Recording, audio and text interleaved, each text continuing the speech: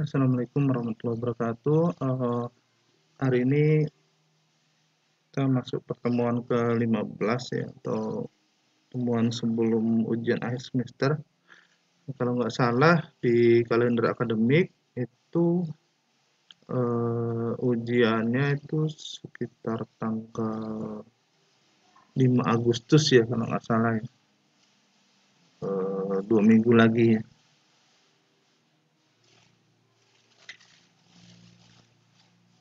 Nah, hari ini kita masuk ke pertemuan 15 atau pertemuan terakhir di semester genap ini ya, untuk mata kuliah komputer grafik. Nah, hari ini kita akan membahas tentang warna dan cahaya ya.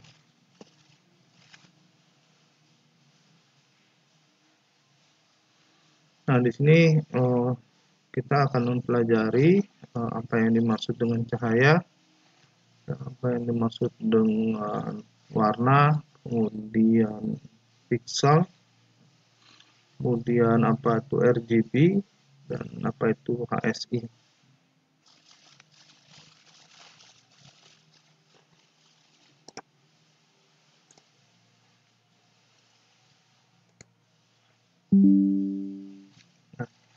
Cahaya itu ya kita sehari-hari pasti udah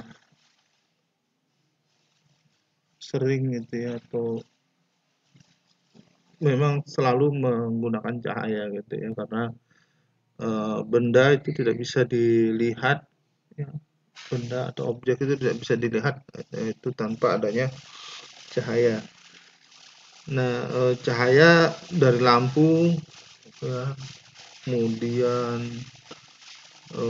dari api dan sebagainya gitu ya, itu merupakan salah satu sumber cahaya, termasuk juga sinar matahari ya sebagai sumber cahaya alami ya,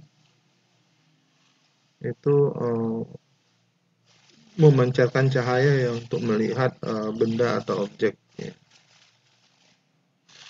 Nah, kekuatan cahaya ini itu mempengaruhi objek bisa dilihat atau tidak gitu ya. Jadi tanpa ada cahaya maka manusia itu tidak bisa melihat objek. Jadi kalau misalnya kita berada di kegelapan ya, misalkan di tengah eh, lapangan luas atau apa di malam hari ya, tidak ada cahaya sama sekali, maka sulit kita untuk melihat. Nah, kalau misalkan ada cahaya eh, bulan dan sebagainya, nah itu membantu kita untuk melihat sekeliling kita gitu ya. Jadi intensitas atau kekuatan cahaya ini mempengaruhi bagaimana kita bisa melihat benda atau objek yang ada gitu.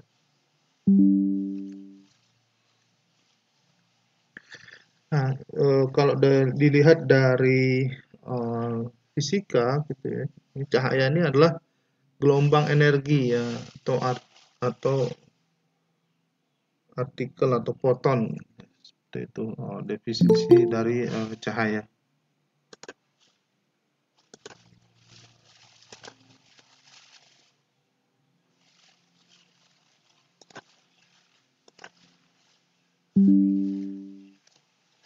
Nah, cahaya itu dipandang sebagai gelombang energi itu dibagi menjadi dua.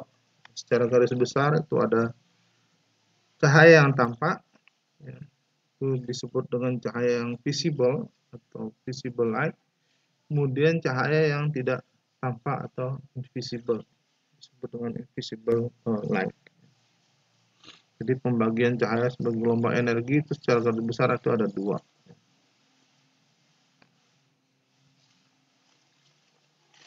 Nah, cahaya yang tampak itu punya panjang gelombang 390 itu sampai dengan 720 nanometer. Jadi itu panjang gelombang dari cahaya yang tampak. Jadi mata kita itu hanya peka terhadap panjang gelombang itu 400 sampai 700 nanometer ya. Nah, cahaya yang tidak tampak itu di bawah itu. Jadi di bawah 390 nanometer atau dia di atas dari 720 nanometer. Jadi mata kita ini terbatas ya, seperti ini. Jadi kalau misalkan tidak bisa, kalau termasuk makhluk halus segala macam itu karena dia energinya kan di bawah dari itu ya. Jadi sehingga dia tidak tampak karena panjang gelombangnya itu dia lebih kecil nih. Seperti itu. Jadi sama juga seperti sinar inframerah. Kalau infra kan di bawah, nah kalau ultra berarti di atas panjang gelombang tersebut ya. Jadi yang cahaya-cahaya yang infra atau ultra itu udah pasti nggak bisa dilihat karena eh, panjang gelombangnya itu nggak masuk di mata kita. Jadi mata kita itu hanya punya kemampuan antara 400 sampai 700 nanometer. Gitu.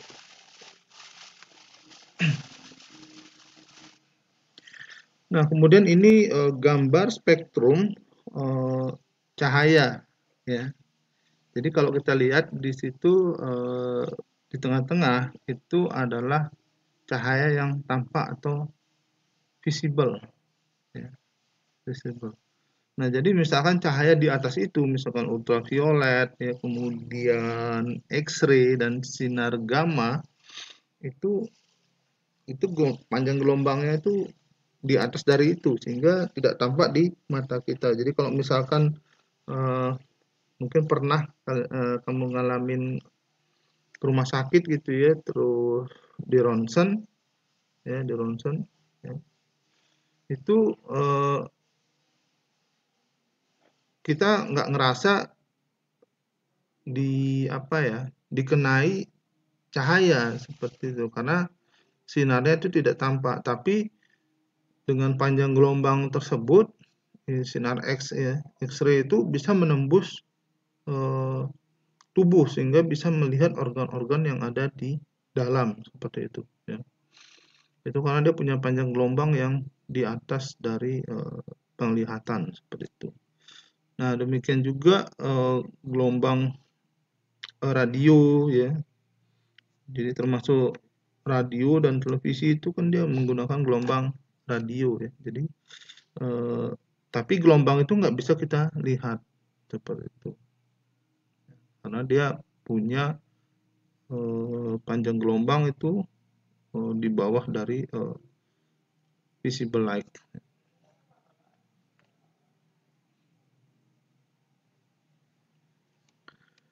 Nah, warna ya, kita sering mengartikan warna itu kan sesuatu yang tampak di benda gitu ya. Misalkan mobil gitu ada warna hitam, warna merah, warna apa? Putih dan sebagainya seperti itu ya. Nah, itu kalau di komputer ya, itu ada elemen gambar yang namanya pixel. Jadi gambar yang tampil itu sebenarnya disusun dari banyak pixel. Ya. Jadi makanya ada ukuran monitor misalkan 1394 kali misalkan 720, berarti itu adalah ukuran resolusinya atau ukuran pixelnya. Jadi semakin besar dia punya ukuran pixel tersebut, ya, maksudnya panjang kali lebarnya itu semakin besar, maka gambar yang dihasilkan tuh lebih halus gitu ya. Jadi kalau di layar monitor yang berwarna itu pixel itu adalah paduan dari sinar elektron ya, yang dipancarkan oleh elektron gun. Jadi kalau di zaman dulu di apa layar-layar itu kan masih menggunakan CRT ya, tabung sinar katoda ya, CRT, katoda ray tube ya, CRT. Jadi itu ada ditembakkan dia sinar elektron, ditembakkan oleh elektron gun namanya yang berada di belakang monitor itu. Nah, itu nanti berupa tampil di di gelas atau di layar tabungnya tadi itu muncul sebagai pixel. Nah, pixel ini dia paduan dari 3 buah sinar. Nah, 3 buah sinar itu disebut dengan RGB ya, red, green, dan blue. Jadi itu sesuai dengan nama sinarnya ya. Jadi warna dasarnya itu adalah merah, kemudian hijau, dan kemudian juga biru atau RGB seperti itu. Ya. Nah, pada prinsipnya untuk monitor LED ya dan LCD itu juga sama dengan monitor yang besar zaman dulu yang disebut dengan CRT itu ya. Ya, cuman prinsipnya itu pixelnya susunannya beda. Nah, kalau yang sekarang itu yang menggunakan LED itu kan dari LED ya. Jadi komponen pixelnya itu disusun dari LED itu ya. Mungkin pernah lihat lampu LED. Lampu LED itu kan lampu yang kecil-kecil ya, yang warnanya macam-macam seperti itu. Ya. Dan kalau yang LCD itu adalah cairan kristal yang cair seperti itu. Ya. Tapi prinsipnya sama aja untuk menghasilkan warna tadi. Nah, ini kalau di monitor CRT ya, jadi ada elektron gun ditembakkan ya ke layar monitornya yang berupa gelas tadi, kaca tadi, sehingga membentuk sebuah pixel. Jadi ada 3 elektron itu akan menembakkan 3 warna dengan intensitas yang berbeda ke sebuah pixel.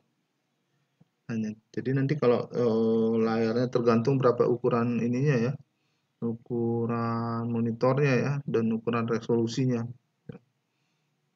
Misalkan ada yang 1280 kali 720 misalkan, atau yang layar lebarnya 1300 ya misalkan kali 720 dan sebagainya. Nah, di situ akan ditembakkan sehingga dia membentuk pixel-pixel. Nah, pixel-pixel itulah nanti yang akan menampilkan berupa gambar. Entah itu misalkan gambar full screen gitu ya, atau gambar yang berupa teks dan sebagainya seperti itu.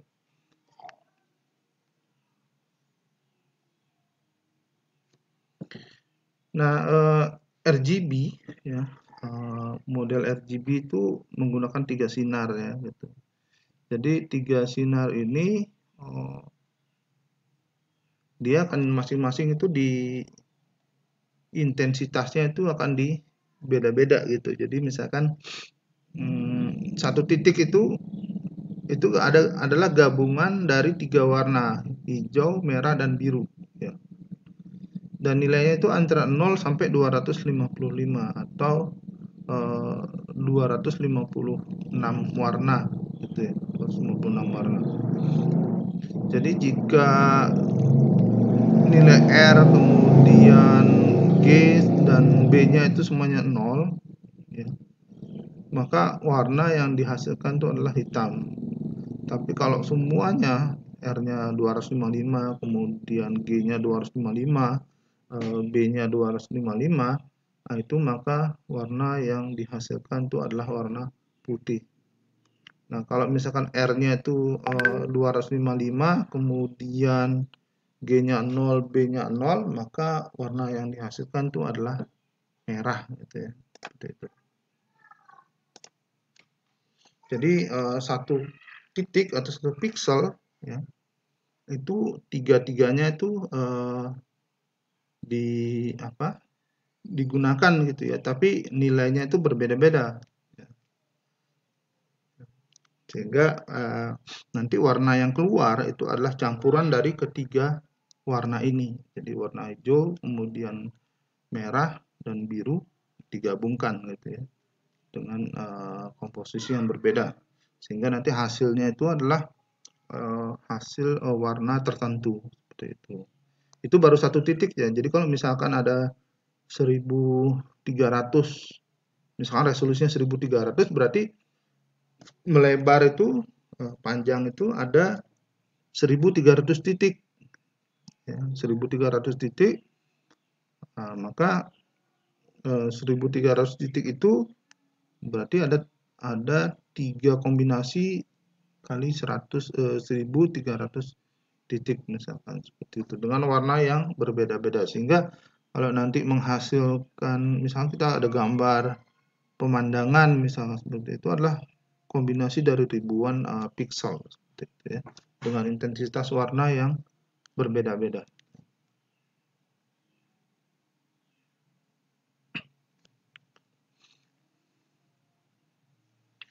Nah, kemudian ada di RGB itu ada elemen lain ya, itu yang disebut dengan elemen alfa. Jadi elemen alfa itu dia itulah menentukan transparansi warnanya. Jadi warna dasar itu diwakili oleh 8 bit ya. Jadi kalau 8 bit itu berarti kan ada 256 kombinasi ya. Ada 256 kombinasi. Ya, 256 kombinasi untuk satu warna, untuk misalkan warna merah, warna R. Kemudian untuk warna hijau itu juga sama 8 bit, green ya. Kemudian warna biru itu juga sama 8 bit. Nah, jadi ada satu lagi elemen alfa 8 bit juga panjangnya, sehingga totalnya itu adalah 32 bit. Nah, itu yang menentukan menentukan satu titik, satu pixel seperti itu. Jadi ada 32 bit. Jadi kalau misalkan 24 bit ya, anggaplah misalkan 24 bit, itu berarti ada 16 juta warna ya, yang bisa dihasilkan untuk kombinasinya seperti itu. Jadi semakin panjang bitnya itu menentukan berapa banyak warna yang bisa dihasilkan. Ya, tapi struktur untuk RGB ini komponennya ini ya, ada alpha, kemudian merah, red, kemudian green dan blue. Ya, panjangnya 32 bit.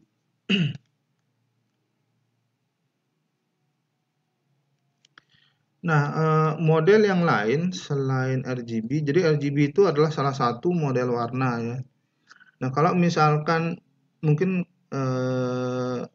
kalian pernah menggunakan Photoshop mungkin ya, atau Adobe Illustrator atau aplikasi-aplikasi pengolah gambar gitu ya, seperti itu. Nah, pilihannya nanti ada macam-macam, termasuk juga kalau kita menggunakan Paint ya, Microsoft Paint di Windows ya. Itu model warna itu nggak cuman RGB, tapi ada juga model yang lain ya. Jadi yang umum dipakai itu adalah selain RGB ya, ada HSI, yaitu HSB atau HSP, kemudian YCRCB, kemudian ada TSL, kemudian CMYK sebenarnya ya, cyan, magenta, yellow, sama K itu black ya, hitam, CMK ya. Nah, itu kalau di Microsoft Paint itu ada dua pilihan, mau RGB atau mau HSI atau HSP ini ya. Itu kalau di Microsoft Paint. Tapi kalau kamu menggunakan ada Photoshop atau Illustrator atau yang lain, itu ada RGB, ada CMYK ya, CMYK, CMK sama aja seperti itu ya. Itu. Nah, mungkin nggak tahu aplikasi yang lain juga ya, apakah ada si YIQ ini atau yang lain. Nah, itu tergantung aplikasinya, dia menyediakan model warna apa yang bisa dipilih untuk aplikasi warnanya ya, untuk aplikasi tersebut ya. Nggak tahu kalau Corel Draw itu ya RGB juga ada mungkin ya, RGB. Tapi kalau Corel itu umumnya dia vektor. Jadi kalau vektor itu umumnya dia menggunakan CMYK. Ya, itu. Jadi model-model warna ini tergantung aplikasinya, ya, aplikasi grafis apa yang kamu gunakan. Ya, kalau menggunakan Microsoft Paint ada dua pilihan, RGB atau HSI. Itu. Kalau yang ada Photoshop bisa menggunakan CMYK atau RGB atau yang lain.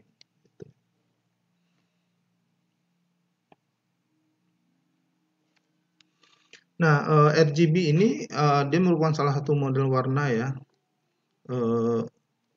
Memang paling banyak digunakan ya, paling sering digunakan untuk pengolahan gambar seperti itu.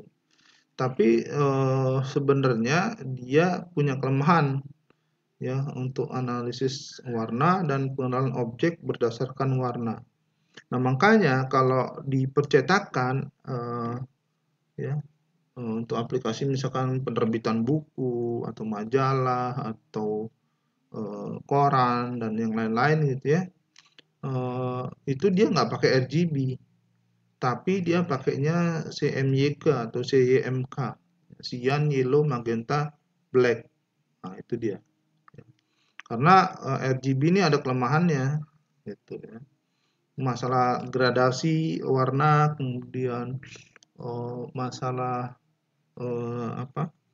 Masalah intensitas cahaya dan sebagainya segala macam. Nah, itu RGB kurang bagus, gitu. Jadi makanya untuk aplikasi yang publishing itu desain grafis dan sebagainya itu kebanyakannya pakainya CMYK. Nah, kita bisa convert nanti dari RGB ke CMYK. Misalkan gambarnya pertama kali kita udah bikin nih menggunakan RGB. Nah, kemudian kita mau convert dia ke CMYK itu bisa nggak bisa, tergantung aplikasinya ya. Itu kalau dari Photoshop itu bisa kalau nggak salah. Jadi kita convert dari model RGB ke CMYK itu bisa. Atau sebaliknya seperti itu. Cuma nanti biasanya kalau udah di convert itu gambarnya jadi kurang seini yang aslinya gitu. Jadi mending dari awal tuh kalau misalkan untuk percetakan apa segala macam lebih bagus langsung dari awal format gambarnya tuh ditetapkan CYMK, jangan pakai RGB. Nah, kalau RGB mungkin bisa untuk gambar-gambar yang buat ditampilkan di web atau buat di yang nggak begitu sensitif lah sama mata gitu ya. Sensitif sama mata itu bisa pakai RGB. Tapi kalau kamu mau gambarnya bagus, kemudian dicetak pakai printer apa? Printer digital atau printer yang apa namanya dulu kalau percetakan biasa itu pakai film gitu ya. Nah, itu lebih bagus pakai CMYK gitu.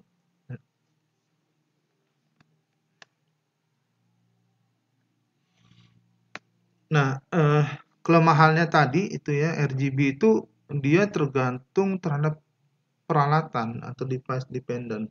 Ya. Jadi punya ketergantungan yang tinggi terhadap peralatan. Kemudian korelasi warna yang erat itu antara kanal dan bersifat semi intuitif. Nah, kemudian ini dia yang paling penting itu adalah tidak terlihatnya perbedaan antara elemen chrominance warna-warni sama luminance itu kecerahan. Ya. Itu makanya kalau percetakan tuh lebih banyak pakai CMYK atau CMK. Ya, seperti itu. Karena RGB ini punya kelemahan.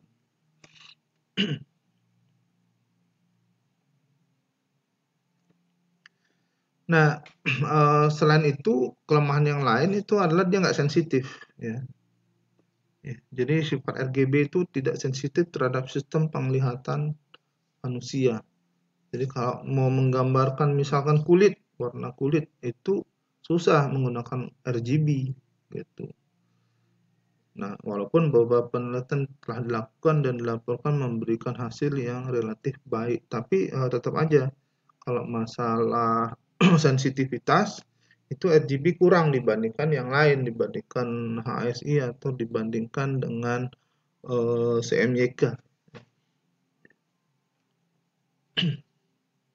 Jadi makanya kalau kita lihat di majalah-majalah atau di buku-buku yang full foto gitu ya, nah itu hasilnya itu menggunakan CMYK bukan RGB. Jadi dia bisa ngelihat tuh kulit itu nyata sekali terlihat gitu ya. Itu karena dia tidak menggunakan RGB tapi menggunakan model CMYK. Nah, kalau digambarkan itu RGB itu seperti ini gitu ya. Jadi dia istilahnya kalau warna itu nggak begitu halus perpindahannya ya dari satu warna ke warna lain gitu. Seperti itu. Jadi dia lebih kalau dibesarin tuh kotak-kotak lebih pecah gitu. Jadi makanya kalau dipercetakan itu kenapa dia menggunakan CMYK? Karena kalau diperbesar, gambar itu diperbesar, di zoom atau berapa kali pun itu halus ininya, gradasi warnanya. Ya nggak seperti RGB lah, seperti itu. Tapi kalau untuk penerbitan yang tidak sensitif ya kayak di web atau di apa, misalkan cuma kirim email dan sebagainya, RGB nggak masalah karena nggak begitu ini. Tapi kalau begitu dicetak atau untuk hasil yang di display, nah itu lebih bagus CMYK. Gitu. Nah ini diambil dari Photoshop, bukan Photoshop, Microsoft Paint ya. Kan di setiap komputer kita tuh pasti ada Paint, itu aplikasi gratis dari Microsoft. Itu ada pilihan warnanya. Jadi ini RGB. Jadi kita edit pilihan warna itu kan ada RGB di bawah yang 000 itu ya. Nah, itu yang di sini kita menggunakan model RGB. Jadi kalau RGB, nah itu ada 3 komponen yaitu red, green, sama blue. Gitu. Jadi kita tinggal isi berapa nilai rednya, greennya berapa, blue-nya berapa, seperti itu. Nanti ada di tengah itu adalah warna yang dihasilkan dari kombinasi ketiga nilai ini. Gitu. Jadi defaultnya kalau di Paint itu adalah RGB. Ini juga sama kalau di Photoshop juga ada pilihan RGB juga seperti ini juga ada.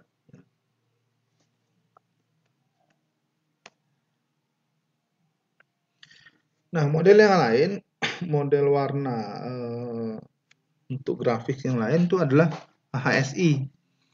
HSI itu ada 3 elemen ya, sama seperti RGB, ada hue, saturation, sama intensity. Ya. Jadi kalau dibilang hue, tulisannya hue itu ya, adalah warna yang dominan. Jadi warna dominan itu apa? Merah, hijau, ungu, kuning. Ya. Jadi pada sebuah pixel atau sebuah area itu dominannya apa? Hue-nya itu apa? Merah, hijau, ungu, kuning atau apa? Nah, kemudian ada saturation namanya. Saturation itu kalau di bahasa Indonesia disebut dengan kejenuhan. Tingkat jenuh, tingkat kejenuhan itu. Itu berkaitan yang namanya colorfulness ya. Colorful pewarnaannya, gradasi warnanya ya. Gradasi warnanya. Ya, misalkan gradasi warna merah gitu. Merah kan ada merah paling merah, kemudian ada sedikit kurang merah, dan seterusnya sampai dia menurun warna merahnya seperti itu. Nah, itu disebut dengan apa? Saturasi. Saturation, kejenuhan atau colorfulness seperti itu. Nah, kemudian yang komponen ketiga itu namanya intensity atau intensitas. Nah, itu berkaitan sama cerah ya, luminance. Luminance itu kecerahan, terang, gelap dan sebagainya seperti itu. Ya. Sehingga model HSI ini dirasa lebih lengkap ya dibandingkan dengan model yang RGB tadi.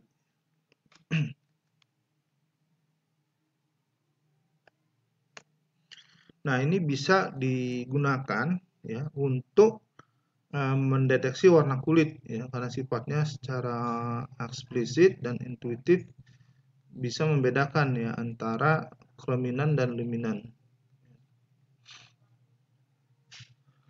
Dan selain itu, model warna ini juga invarian terhadap sumber cahaya putih dan permukaan yang redup. Ya, artinya dia bisa menggambarkan keadaan yang sebenarnya gitu ya, bergantung sumber pencahayaan dan sebagainya seperti itu. Jadi dia sifatnya sensitif terhadap warna. Nah, komponen hue ya, W itu bersifat nonlinear dan menggunakan koordinat polar sehingga memiliki karakteristik siklik ya, atau berputar. Jadi nilai hue itu antara 0 sampai 360. 0 itu merah ya. Kemudian kalau 60 itu warna kuning, 120 warna hijau, 240 berarti warna biru, kemudian 300 berarti magenta. Itu karakteristik dari hue. Nah, kemudian saturation itu bilangan real ya, antara 0 dan 1. Itu. Jadi menunjukkan saturation itu menunjukkan seberapa jauh sebuah warna dipengaruhi oleh warna putih. Jadi nilainya itu antara 0 sampai dengan 1. Nah, kemudian intensitas. Intensitas itu juga bilangan real antara 0 dan 1. Di mana antara 0 itu adalah hitam dan 1 adalah putih.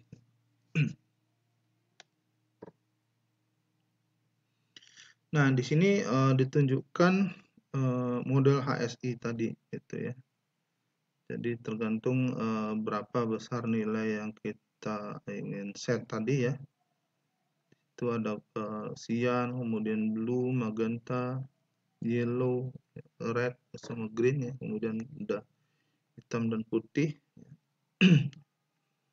Jadi dia untuk tampilan gradasi warnanya itu jauh lebih halus ya. Karena selain dipengaruhi oleh warna tadi, juga dipengaruhi oleh masalah intensitas cahaya juga. Seperti itu.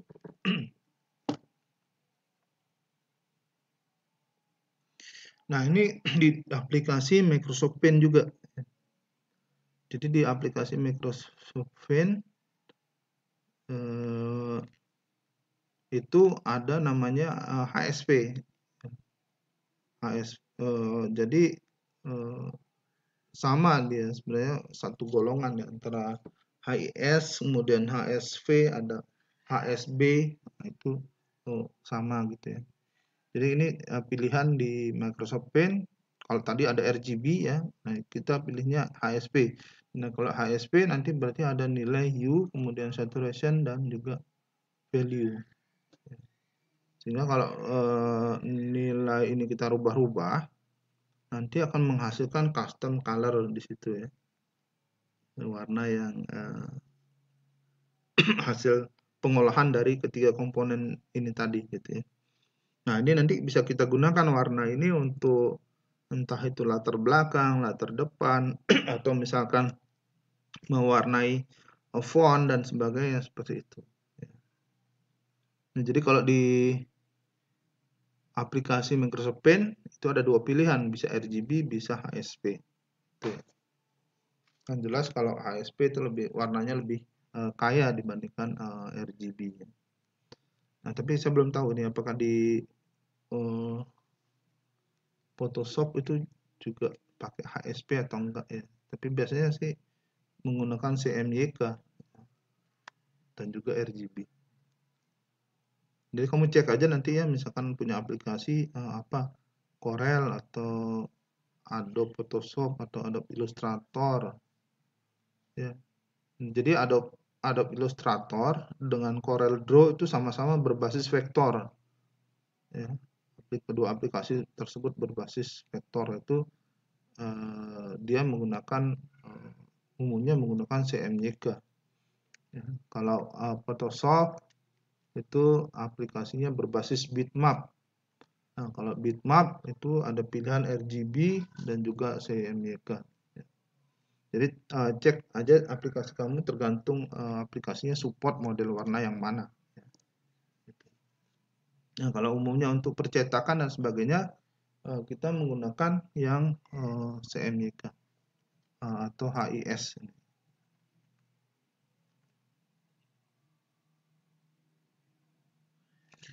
Nah, dua hal yang harus diperhatikan di komputer grafik itu selain warna itu adalah cahaya. Jadi dua-dua ini penting untuk menghasilkan suatu tampilan yang realistis. Jadi yang istilahnya senyata mungkin gitu ya. Jadi kalau sekarang kan ada model-model virtual reality atau VR apa segala macam, sehingga tampilan itu seolah-olah kita mengalami langsung gitu ya, mengalami langsung. Nah itu tentu saja nggak akan bisa kalau nggak ada cahaya dan warna seperti itu. Jadi sebenarnya komputer grafik itu merupakan pemanfaatan matematika ya, model matematika dari kehidupan nyata. Ya. Jadi makanya cahaya dan warna segala macam itu nanti harus dirubah menjadi model matematika.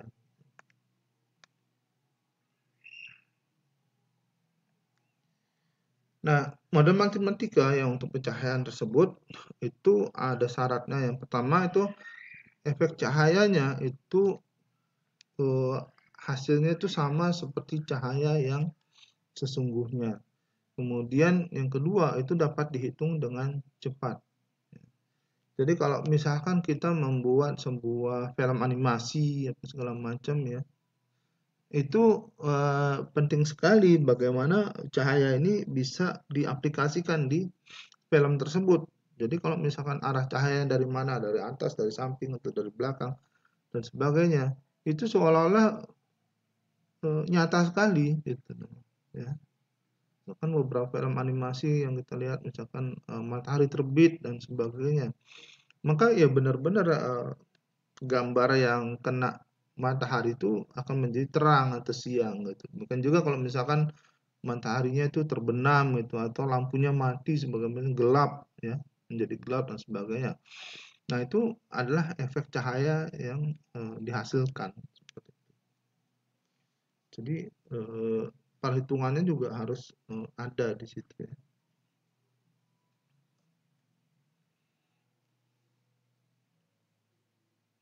Nah, untuk pencahayaan ini itu ada dua macam ya. Secara garis besar ada cahaya global, ada cahaya lokal.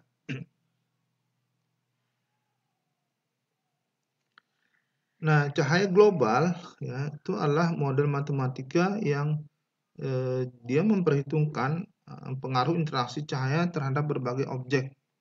Jadi misalkan ada pantulan, kemudian penyerapan cahaya, bayangan, dan sebagainya. Nah, itu dihitung ya model matematikanya. Jadi benda itu kan macam-macam tipenya ya. Ada yang memantulkan cahaya seperti apa, misalkan cermin gitu ya. Cermin. Ada juga yang menyerap cahaya. Nah, ada juga yang membuat bayangan. Jadi misalkan kalau matahari condong ke arah barat dan sebagainya, itu kan akan timbul bayangan seperti itu. Ya. Jadi itu kan dihitung dia berapa panjang objeknya. Misalkan tinggi, kalau mataharinya condong ke arah barat, misalkan mau asar apa segala macam, maka akan timbul bayangan kita gitu kan, seperti itu. Jadi itu kan harus dihitung. Jadi, semakin misalkan condong, berarti misalkan bayangan semakin panjang seperti itu. Ya. Nah, itu ada perhitungan yang pasti ya. Nah, inilah yang dimaksudkan dengan cahaya global. Nah, model pencahayaan global itu ada dua macam. Yang pertama ray tracing, yang kedua radiosity.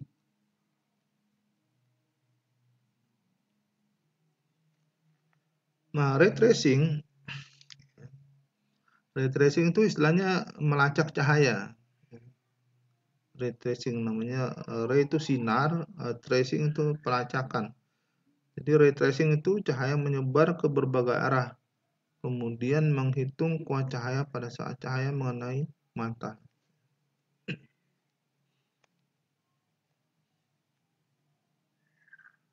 Nah, sedangkan radiosity itu mengasumsikan itu sembarang permukaan benda yang tidak berwarna hitam itu diasumsikan menjadi sumber cahaya. Nah, cahaya yang dikolong oleh benda tersebut itu dipengaruhi oleh cahaya yang berasal dari sumber cahaya dan pantulan dari benda lain. Jadi misalkan besi stainless ya, besi stainless steel gitu ya. Nah, stainless steel itu kan dia kalau kena sinar kan bisa memantulkan cahaya gitu ya. Seperti itu. Nah, jadi dia bisa memantulkan cahaya, kemudian kalau ada benda lain misalkan cermin juga memantulkan cahaya. Nah, itu nanti dipengaruhi, cahaya dia itu kan dipengaruhi oleh cahaya benda lain, misalkan dari cermin tadi dan sebagainya. Seperti itu.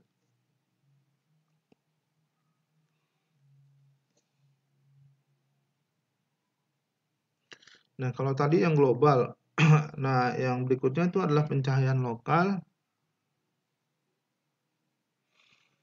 Yang kalau pencahayaan lokal itu dia tidak memperhitungkan pengaruh cahaya benda lain.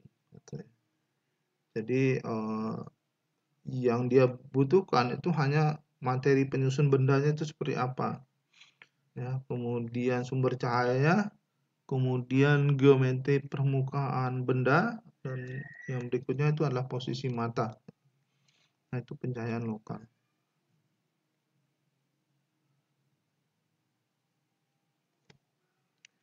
Nah, sifat materi. Nah, materi penyusun benda itu menentukan bagaimana cahaya bereaksi terhadap materi penyusun benda. Nah, secara umum cahaya yang mengenai permukaan suatu benda akan dipantulkan oleh permukaan benda tersebut.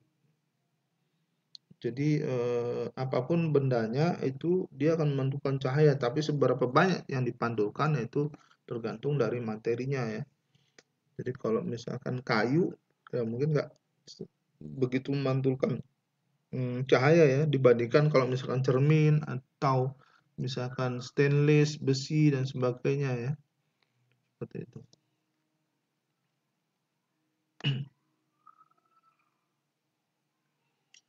Nah, ini perjalanan suatu cahaya yang kita bisa lihat di sini.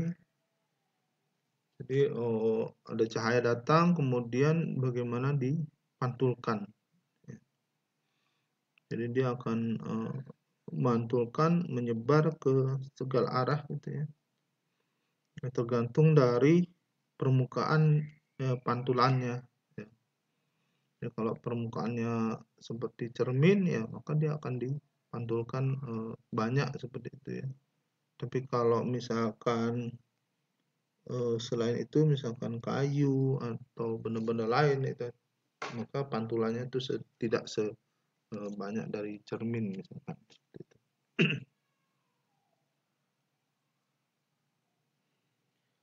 Nah, ini tergantung kepada sifat materi tadi ya.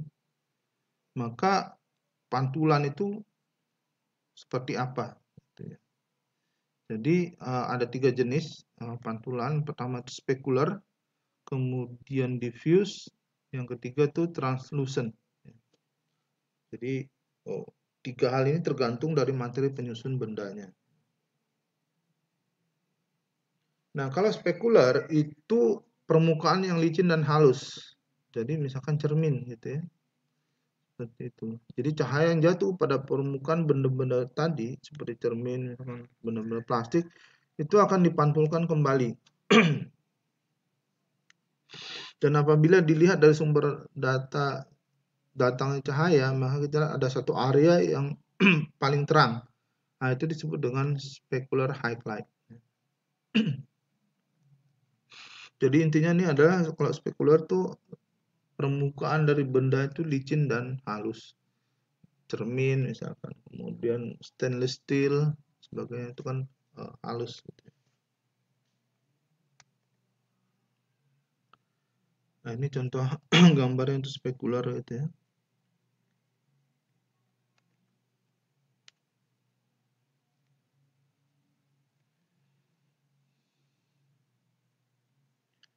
Nah, kemudian berikutnya diffuse. Diffuse itu sifat permukaannya itu cahaya datang itu akan dipantulkan ke segala arah. Contohnya itu adalah misalkan batu ya, benda bersifat diffuse, batu, meja, tembok. Jadi tampak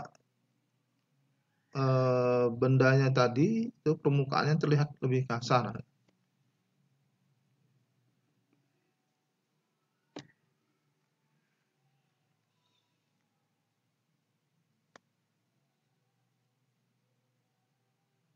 Nah, ini contoh gambar diffuse ya.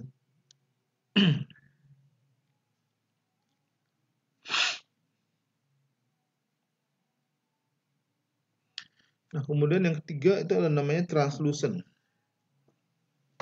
Jadi benda yang mempunyai permukaan translucent itu akan meneruskan cahaya yang datang itu sekaligus memantulkan cahaya tersebut. Jadi mungkin kita bisa lihat di studio ya, atau di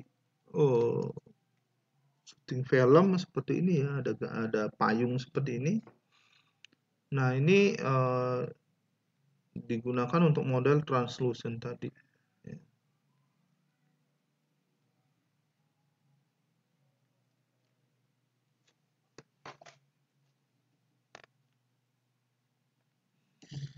Nah, kita lanjut ke sumber cahaya. Nah, jadi ada dua macam sumber cahaya ya secara umum. Pertama itu adalah dari lingkungan atau ambient lights. Kemudian yang kedua itu adalah cahaya titik atau point lights. Nah, cahaya lingkungan atau ambient ya, itu di dalam dunia nyata itu semua benda akan memantulkan cahaya meskipun sedikit. Kemudian cahaya lingkungan digunakan untuk memodelkan cahaya yang berasal dari berbagai sumber. Nah, cahaya ambient ini tidak mempunyai arah dan lokasi.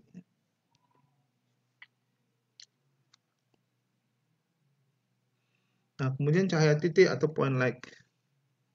Jadi sumber cahaya ini mempunyai lokasi dan arah. Nah, dengan demikian jarak antara sumber cahaya dan benda itu akan mempengaruhi ya, berpengaruh terhadap cahaya yang diterima oleh benda. Nah, kemudian kita kenal ada dua jenis cahaya titik, yaitu direksional, ya, pertama direksional, yang kedua posisional. Nah, cahaya yang direksional, ya, itu punya karakteristik energi dari sumber cahaya tersebut itu menyebar ke semua arah dengan kekuatan yang sama.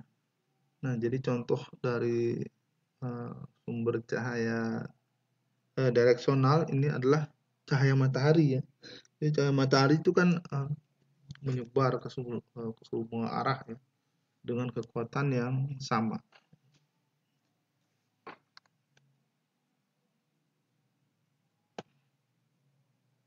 Nah, jadi mataharinya sama, tapi kenapa apa ya? Tiap daerah dia kok ada yang lebih dulu pagi dan sebagainya. Karena bumi itu kan dia bulat sifatnya, jadi berputar. Jadi kalau kita di sini misalkan di Indonesia ya, saat ini malam, itu di Arab itu masih sore gitu ya. Karena di sana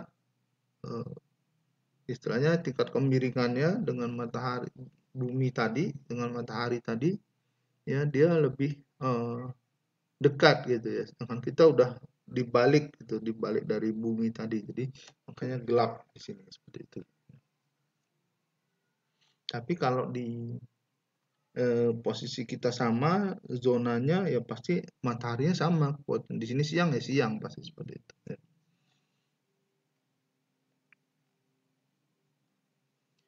Nah, yang kedua itu yang poin like itu adalah posisional. Jadi sumber cahaya ini punya sifat di mana energi dari sumber cahaya tersebut akan melemah sebanding dengan jarak dan sudut terhadap sumber cahaya. Nah, melemahnya kuat cahaya karena pengaruh jarak itu disebut dengan attenuation. Attenuation itu pelemahan. Nah, apabila cahaya yang keluar dari sumber cahaya potensial itu dibatasi sudut penyebarannya, maka akan diperoleh ya, efek itu lampu sorot. Itu. Jadi kalau misalkan kita membuat film menggunakan cahaya alami ya, menggunakan cahaya matahari, misalkan syuting di siang hari atau pagi hari, ya di mana matahari masih kelihatan itu kan mudah, karena sumber cahaya itu udah ada, nggak perlu kita ini. Nah, tapi kalau kita bicara film, animasi, apa segala macam ya, animasi 3 dimensi, animasi 2 dimensi, apa segala macam. Nah, cahaya itu dibuat menggunakan perhitungan matematika seperti itu. Jadi bedanya di situ. Jadi kalau eh, cahaya alami kita nggak perlu ngitung apa segala macam matematikanya ya. Tapi kalau kita menggunakan software aplikasi, misalkan 3D Studio untuk membuat film animasi atau 3D Studio Max untuk membuat film animasi, nah maka cahaya yang ada di film animasi tersebut itu udah pasti dihitung ya menggunakan model matematika. Sehingga apa? Adanya perhitungan itu membuat cahaya tersebut itu senyata mungkin atau sama seperti kalau kita bikin film biasa dengan cahaya matahari. Seperti itu. Jadi itulah komponen-komponen yang berpengaruh terhadap komputer grafis, ada warna dan ada cahaya gitu ya. Nah, ini bisa kamu aplikasikan nanti di berbagai macam bidang, entah itu penerbitan, ya, percetakan dan sebagainya, ya. Dan juga untuk animasi, entah itu game, entah itu film animasi atau iklan dan yang lain-lain seperti itu. Ya, karena sekarang udah lebih mudah ya kita untuk membuat sesuatu itu menggunakan komputer. Nah, mungkin itu dulu pertemuan kita. Ada yang mau ditanyakan untuk materi kita kali ini? Ya, untuk materinya ujiannya apa istilahnya nanti dari setelah UTS ya.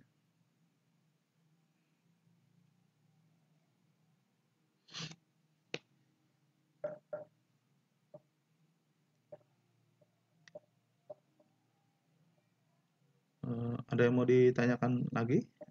Fahri, Ridrin, Fajar, Amin.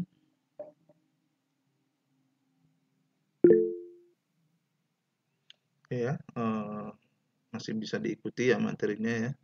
Mudah-mudahan apa yang saya sampaikan bermanfaat di satu semester ini. Mudah-mudahan nanti bisa diaplikasikan ya, misalnya di pekerjaan dan sebagainya. Kemudian karena ini udah mau selesai ya mata kuliah kita, saya mohon maaf kalau ada kesalahan misalkan dalam penyampaian selama satu semester ini. Mudah-mudahan apa yang sudah disampaikan bermanfaat dan kita ketemu lagi selalu di semester depan atau semester yang akan datang ke dalam mata kuliah yang berbeda, kesempatan yang berbeda. Oke, terima kasih untuk sesi malam ini. Mudah-mudahan bermanfaat. Jaga kesehatan selalu. Ini COVID katanya udah naik-naik lagi segala macam. Saya juga bingung. Ya, yang penting sehat ya. Zaman sekarang tuh mau apapun ceritanya yang penting sehat. Sukses di kerjaannya masing-masing. Oke, terima kasih. Sampai jumpa kembali. Assalamualaikum warahmatullahi wabarakatuh. Waalaikumsalam warahmatullahi wabarakatuh. Terima kasih, Pak. Ya, sama-sama.